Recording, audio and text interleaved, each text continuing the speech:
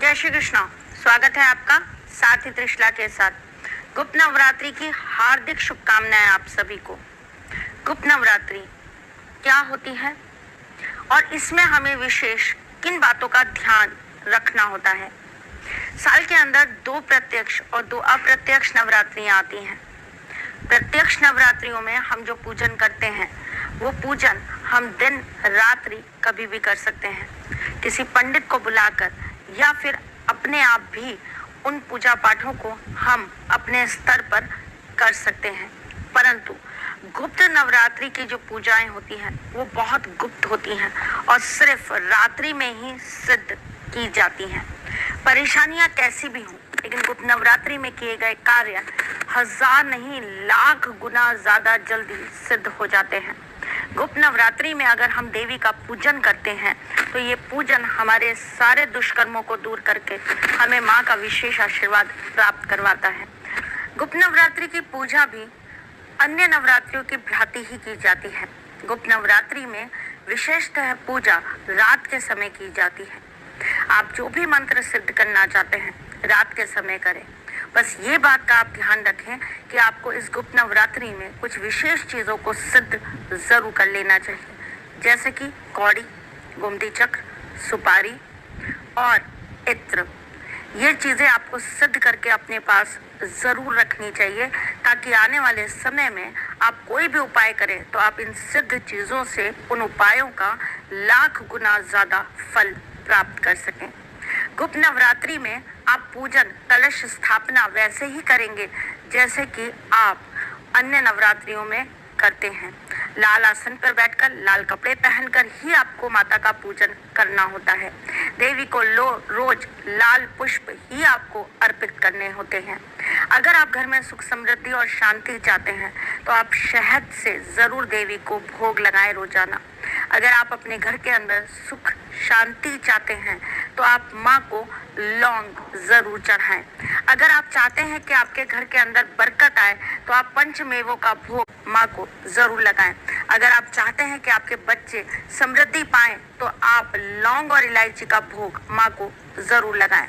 गुप्त नवरात्रि के अंदर 10 महाविद्याओं की पूजा करना अति शुभ माना गया है और यही गुप्त नवरात्रि में 10 महाविद्याएं सिद्ध भी की जाती हैं।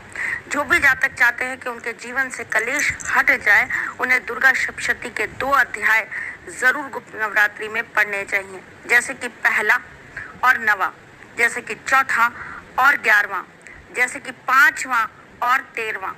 अगर आप इस श्रृंखला में इनको पढ़ते हैं तो आपके जीवन की सारी मनोकामनाएं सिद्ध हो जाती हैं।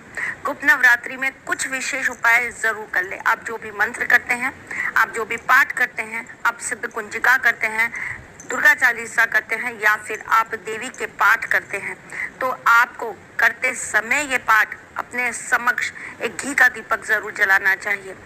मूली की बत्ती लगाइएगा, यानी कि जो कलावा होता है उसकी बत्ती लगाइएगा और साथ में एक नींबू रख लीजिएगा। पाठ खत्म होने के बाद नींबू को 4 फाड़ी में काटकर चौराहे पर जाकर चारों दिशाओं में फेंक दीजिएगा। अगर आप कोई विशेष सिद्धि करना चाहते हैं तो पालक रखकर आप ये मंत्र करिए या ये पाठ करिए और जब आपका पाठ खत्म हो जाए तो ये पालक ले जाकर गाय को खिला दीजिए। आपके घर में नेगेटिविटी अगर बहुत ज़्यादा है तो आप गूगल लुबान एक कंडे के ऊपर रखकर माँ के सामने धूरी दीजिए और उसके बाद पूरे घर में धूरी देना चालू करिए। लेकिन याद रखिए, अगर आप इसके ऊपर थोड़ी सी पीली सरसों डाल देते हैं तो सोने पर सुहागा हो जाता है। अगर आप चाहते हैं कि माँ का आशीर्वाद आपको मिले तो जो फूल की पत्तियाँ आप माँ को चढ़ाते हैं वही फूल की पत्तियाँ आप एक लाल कपड़े में कुछ सिक्कों के साथ बांधकर अपनी तिजोरी में रख दीजिए।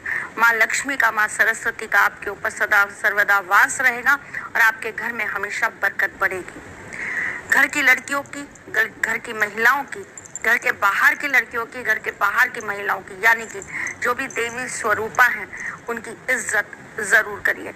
माँ का पूजन या माँ को स्थापना करना माँ की पूजा नहीं है, उन्हें खुश करना नहीं है। स्त्री जाति का सम्मान करना ही माँ की सही पूजा है। अगर आप स्त्री का सम्मान नहीं कर सकते, उन्हें गाली गलौज करते हैं, उन्हें मारा पीटी करते हैं, तो ये मान के चलिए आप कितनी भी पूजा पाठ कर लीजिए, आपके ऊपर माँ प्रसन्न नहीं हो पाएंगी। 9वें दिन आप उसी तरीके से कन्याओं को भोजन कराइएगा जैसे आप और अन्य नवरात्रियों में कराते हैं, उन्हें कुछ ना कुछ चीज़ें दे दीजिएगा। और साथ में अगर हो सके तो उस दिन किसी देवी के मंदिर में जाकर लाल चुन्नी या लाल साड़ी ज़रूर चढ़ाइएगा। चलिए चलती हूँ, बस यही बताने आपको आई थी कि गुप्त नवरात्रि में आप कोई गलती ना कर लें।